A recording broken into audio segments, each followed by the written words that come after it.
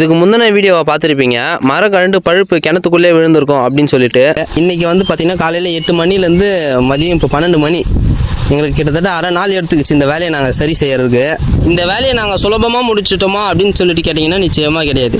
இந்த வேலை எங்களுக்கு எந்த அளவுக்கு கடினமாக இருந்தது அப்படின்னு சொல்லிட்டு கேட்டிங்கன்னா, இன்றைக்கி காலையில் பார்த்திங்கன்னா நானும் என் நண்பரும் இந்த கிணத்துக்குள்ளே இறங்கி இந்த பழுப்பை கண்டுபிடிக்கிறதுக்கு ஒரு பெரிய சவாலாக இருந்தது. காலையில் இறங்கி எங்களால் முடிஞ்சாலும் ஆழம் போயிட்டு தேடியும் கண்டுபிடிச்சுமே பார்த்திங்கன்னா எங்களால் இந்த பழுப்பை கண்டுபிடிக்க முடியல.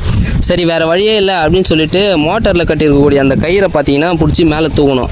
மோட்டரை மேலே கொண்டு வந்த பிறகு பார்த்திங்கன்னா அந்த மோட்டர் கூட பாதி பழுப்பு தான் இருக்குது, மீதி பழுப்பை காணும். மீதி பழுப்பு பார்த்திங்கன்னா இந்த கிணத்துக்குள்ளே விழுந்துருக்கு. சரி வேறு வழியே இல்லை, அந்த பழுப்பை எப்படி மீண்டு கொண்டு வரதுன்னு பார்த்தீங்கன்னா, கிணத்துல இருக்க தண்ணியை பார்த்திங்கன்னா முழுசாக சொட்டை வடிகட்டி அப்புறம் கவுரை கட்டி நாங்கள் உள்ளே இறங்கி அந்த பழுப்பை மேலே கொண்டு வந்தால் மட்டும்தான் நாங்கள் வெளியே கொண்டு வர முடியும். இல்லைனா அந்த பழுப்பு கிணத்துக்குள்ளேயே தான் கிடக்கும். கிணத்துல இருக்கக்கூடிய அந்த மோட்டரை மேலே கொண்டு வந்த பிறகு எங்களுக்கு கிடைச்ச